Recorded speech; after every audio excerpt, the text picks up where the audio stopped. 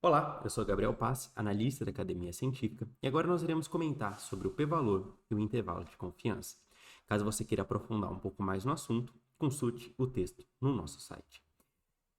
Para nós começarmos essa discussão, imagine o seguinte cenário. Suponha que você tenha 100 mil ovos e você queira saber se todos esses ovos são de galinha.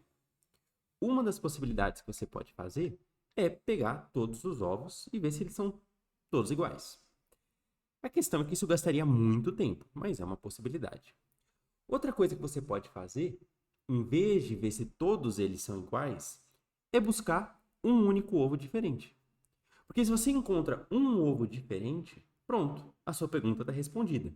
Nem todos os ovos são iguais. Você acabou de encontrar uma diferença. Percebam então que se você vê 10 ovos e no 11º ele é diferente, pronto, acabou o seu problema, acabou o seu serviço. É diferente de você ver 100 mil ovos. Então, muitas vezes na ciência, o melhor que nós podemos fazer é buscar as diferenças. Porque tendo um diferente, eu já sei que nem todos são iguais. Eu respondo a minha pergunta. Portanto, na ciência e muitas das vezes em grande parte dos estudos, o nosso objetivo vai ser rejeitar hipóteses, não vai ser provar hipóteses. É muito mais fácil rejeitar a hipótese, encontrar algo diferente, do que provar uma hipótese, provar que todos os elementos de uma amostra, de todos os elementos de uma população, eles são iguais. Portanto, na ciência, nós devemos ter parcimônia. A hipótese nula vai ser o nosso guia mestre. A hipótese nula vai ser que não existe diferença entre os grupos avaliados. Não existe diferença. Os grupos, eles são iguais. E nós vamos buscar justamente isso, buscar alguma diferença. Nós não buscamos a igualdade, nós buscamos encontrar a diferença, nós buscamos diferenças. E a hipótese alternativa vai ser o oposto. Enquanto a hipótese nula é não tem diferença entre os grupos, a hipótese alternativa vai ser tem diferença entre os grupos. Falando então sobre o valor de P, o valor de P nada mais vai ser do que a probabilidade de eu ter resultados pelo menos tão extremos quanto os obtidos no estudo, assumindo que a hipótese nula seja verdadeira. Depois dessa vírgula, essa frase aqui ela é muito importante. Assumindo que a hipótese nula seja verdadeira. E foquem também na questão dos extremos. Pelo menos tão extremos quanto os obtidos no estudo. Vejamos um exemplo com cartas de baralho para ficar um pouco mais palpável. Imagine que você esteja fazendo um jogo e a primeira pessoa que encontrar a carta preta, a primeira pessoa que encontrar uma carta preta no baralho ganha 100 reais. E aí você pega pessoas aleatoriamente na rua, vai distribuindo as cartas, e aí a pessoa pega uma carta e volta pro baralho. Aí você embaralha. Aí ela pega a carta, volta pro baralho e embaralha. E assim sucessivamente. E a primeira que encontrar uma carta preta ganha 100 reais. Depois de 3, 4 cartões vermelhos, 5, as pessoas vão começar a ficar meio receosas. Vai haver alguns resmungos, algum questionamento, alguém vai falar, esse baralho está armado. E aí você claramente vai perguntar, por que você está falando isso? E aí a pessoa vai te responder, porque se o baralho fosse justo, é muito improvável que tivéssemos 5 cartas vermelhas seguidas. Percebam que essa frase ela resume basicamente o conceito do valor de P. Se o baralho fosse justo, assumindo que a hipótese nula seja verdadeira, é muito improvável que eu encontre um resultado tão extremo quanto esse que eu estou vendo na minha amostra. Eu peguei 5 cartas vermelhas seguidas, é muito improvável que num baralho justo eu pegue 5 cartas vermelhas sucessivamente. Então, esse é o conceito intuitivo do valor de P. Se o baralho fosse justo e eu pegasse 4 cartas vermelhas seguidas, a chance disso acontecer, a probabilidade disso acontecer é de 6%. Meio vezes meio vezes meio vezes meio. Agora, a probabilidade de eu obter 5 cartas vermelhas seguidas é 3%. E aí vem aquela questão do 3% ser menor do que o nosso limite de 5%, e aí a gente declara esse baralho, ele é injusto. Esse limite de 5% tem toda uma discussão, mas ele é uma convenção. Basicamente, nós nos apegamos a esse valor de P porque ele é universalmente utilizado. E quando nós falamos do limite da significância estatística, nós utilizamos esse valor de 5%. Claro, tem todas as suas limitações e os seus problemas. Tem uma relação importante entre o valor de P e o tamanho amostral. Imagine que você esteja jogando uma moeda, e aí você faz 10 jogadas dessa moeda e saem 7 caras. A princípio, você não acharia isso tão estranho. É normal, você joga lá a moeda, joga 10 vezes, aparecem 7 caras, tudo bem. Até aí, sem nenhum problema. A questão é, se você fizer 1000 jogadas e aparecer 700 caras, aí já é um pouco mais desonesto. Você não acharia tão normal em 1000 jogadas sair 700 caras. Porque em 10 jogadas, o ideal seria 5 caras, 5 coroas. Em 1000 jogadas, 500 caras, 500 coroas. Sair 550, 450, isso aqui seria normal. Agora, 700 já é muito mais desonesto. E você fica muito mais receoso em acreditar que essa moeda ela é honesta. Qual que é a diferença nesses dois cenários? O tamanho de amostra. Eu aumentei as minhas jogadas, aumentei o meu tamanho de amostra, eu fico com muito mais certeza de que aquele resultado ele é improvável. Então, quanto maior o tamanho de amostra, menor a minha incerteza e menor vai ser o meu valor de P. Claro, isso se existiu o efeito de fato. Porque se realmente não tiver diferença entre os grupos, eu vou aumentar meu tamanho de amostra e aí eu vou ter cada vez mais certeza que eles são iguais. E aí não vai alterar o valor de P. Então tenham isso em mente. Não é que eu aumentei o tamanho de amostra, sempre eu vou ter um valor de P baixo. Eu preciso, em algum momento, eu vou ver que os grupos eles são semelhantes de fato. Uma moeda honesta, por exemplo, eu faria 1 milhão de jogadas e o valor de P não chegaria ali no limite, porque ela é uma moeda honesta.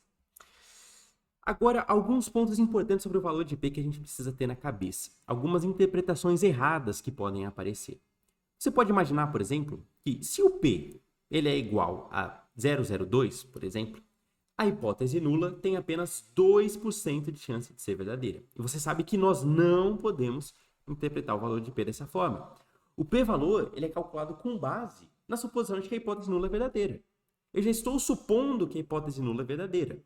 Não pode ser ao mesmo tempo uma probabilidade da hipótese ser falsa, se eu já estou supondo que ela é verdadeira. Então, essa interpretação está errada. Outra coisa, um achado estatisticamente significativo menor do que aquele nosso limite de 0,05, ele é clinicamente importante. Também não. A diferença ela pode ser muito pequena para ser clinicamente importante. Por exemplo, 2 medicamentos ou placebo em um medicamento que altere 2 milímetros de mercúrio na pressão arterial. Não é lá uma diferença muito clinicamente importante. Além disso, o desfecho em si pode ser não clinicamente importante. Pode ser um desfecho secundário que não tem uma relevância clínica, um desfecho mole, subjetivo, uma escala não validada. Então, nem sempre significância estatística se traduz em importância clínica. Vamos passar agora para o intervalo de confiança. E o primeiro conceito que a gente tem que ter na cabeça do intervalo de confiança é em relação à nossa amostra. Aqui eu tenho dois cenários, com árvores, altura de árvores, e num primeiro cenário eu tenho muita variabilidade da altura da árvore. No segundo cenário eu tenho menos variabilidade nessa altura. E por que isso é relevante? No primeiro cenário, com muita variabilidade do tamanho das árvores, se eu tiver um tamanho de amostra pequeno, meu intervalo de confiança vai ser muito grande. Muito, muito grande. Se eu aumento o tamanho amostral, eu diminuo um pouco esse intervalo de confiança, mas ele ainda é relativamente grande. Por quê? Porque eu tenho muita variabilidade ali dentro da minha amostra de árvores. Agora, quando eu diminuo a minha variabilidade e eu pego um tamanho de amostra pequeno, tudo bem, o intervalo de confiança é grande. Mas aí eu aumento o tamanho amostral e aí eu vou acabar diminuindo esse intervalo de confiança. Então vejam essa relação entre tamanho de amostra, quanto maior o tamanho de amostra, menor o meu intervalo de confiança, e quanto menos variabilidade, também menor o meu intervalo de confiança. Mas qual que é o conceito de intervalo de confiança? O intervalo de confiança, muitas das vezes você vai ver como ele sendo 95%. Intervalo de confiança de 95%. Isso quer dizer que, se você fizesse aqui, por exemplo, 20 vezes o mesmo estudo, uma das vezes ficaria para fora. O seu intervalo de confiança ficaria para fora daquilo que é a média verdadeira da população, ou aquele valor verdadeiro da população, que a gente não conhece. Nós não conhecemos qual que é esse valor verdadeiro. A gente faz o estudo, desenha, pega uma amostra, justamente para tentar encontrar ou ter uma ideia desse valor verdadeiro. E aí eu calculo meu intervalo de confiança para tentar captar esse valor aqui, essa média verdadeira, por exemplo. Só que o meu intervalo de confiança, ele tem as suas limitações, ele é de 95%. E esse 95% tem relação com aquele 5% que nós traçamos do p-valor. Mas, de todo modo, esse 95%, então, eu faço 100 vezes o meu estudo, 5 das vezes o intervalo de confiança vai estar para fora. Ou, se eu fizesse 20 vezes o meu estudo, uma das vezes ficaria para fora, que é esse exemplo aqui. Eu não captei o valor real da população a partir da minha amostra em uma das 20 vezes que eu fiz meu estudo. E como eu vou saber? Não tem como. Essa é a limitação. Não tem como eu saber se eu estou pegando ou não o valor verdadeiro, porque eu não conheço esse valor verdadeiro. Aqui são alguns exemplos da interpretação desse intervalo de confiança. Se eu tenho dois grupos, placebo e tratamento, e não tem sobreposição entre os intervalos, pronto. O p-valor é menor que 0,05, existe uma significância estatística aqui. Se eu tiver muita sobreposição entre os intervalos, não vai ter significância estatística, o p é maior que 0,05 e não tem como eu traçar a diferença significativa, estatisticamente significativa aqui. Às vezes eu posso ter um pouco de sobreposição, e aí eu vou precisar utilizar as ferramentas estatísticas, não basta olhar aqui apenas para o gráfico para saber se tem ou não diferença estatisticamente significativa. E aí eu vou precisar fazer testes estatísticos.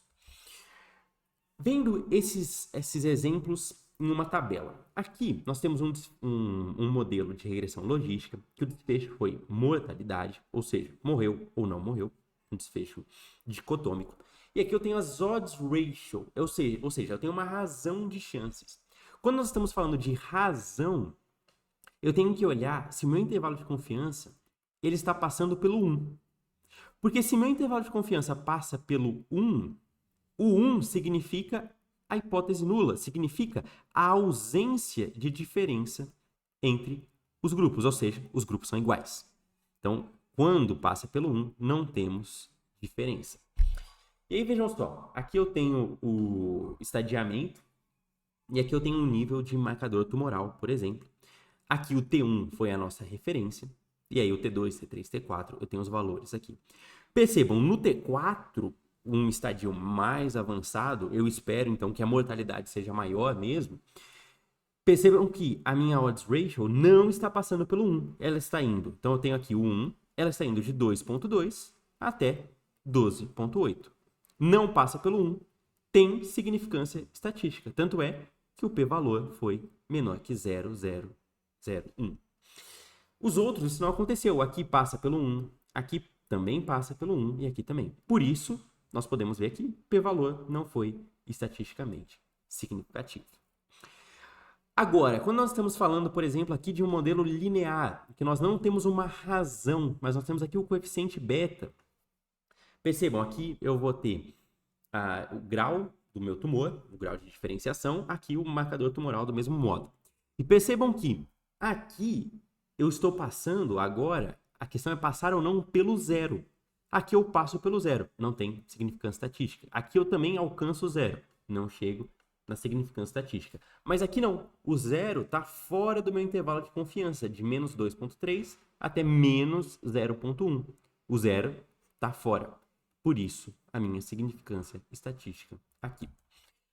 Uma coisa muito importante, não confundam intervalo de confiança que nós estamos vendo, são tanto o intervalo de confiança quanto o valor de P, são medidas de análise inferencial. Não confundam o intervalo de confiança com o intervalo interquartil. Por exemplo, aqui eu tenho a escala visual analógica de dor, aqui eu tenho um intervalo interquartil e isso é uma medida de análise descritiva. Eu tenho uma tabela descritiva aqui. São coisas diferentes. Intervalo de confiança, análise inferencial. Intervalo interquartil, análise descritiva. Para nós finalizarmos, pontos de interpretação do intervalo de confiança. Nós podemos dizer que nós estamos 95% confiantes de que a média verdadeira, aquele valor verdadeiro da população, está dentro do intervalo? Olha, essa é uma interpretação muito comum. Tecnicamente, ela é incorreta. O correto, do ponto de vista técnico, do intervalo de confiança, é o que nós vimos lá. Em repetidas amostragens, 95% dos intervalos contém a média real da população. Só que essa interpretação, na maioria das vezes, não vai dar grandes problemas. Se for uma apresentação, se você estiver diante de algo muito tecnicamente formal, utilize a interpretação correta. Mas, se você quiser apenas entender, interpretar algum estudo que você está lendo, essa pode ser uma interpretação capaz de ser utilizada. Mas sempre se lembre, isso é tecnicamente incorreto. Outra interpretação. O intervalo de confiança de 95% significa que 95% dos dados da população estão dentro desse intervalo de confiança? Não, completamente errado. Isso aqui nós vimos completamente errado. Tanto é que o tamanho da amostra, ele afeta o intervalo de confiança. Amostras maiores têm intervalo de confiança menor. Amostra menor tem um intervalo de confiança maior. Vejam, eu estou mudando o número de pessoas na minha amostra que eu tiro de uma mesma população e isso afeta o intervalo de confiança.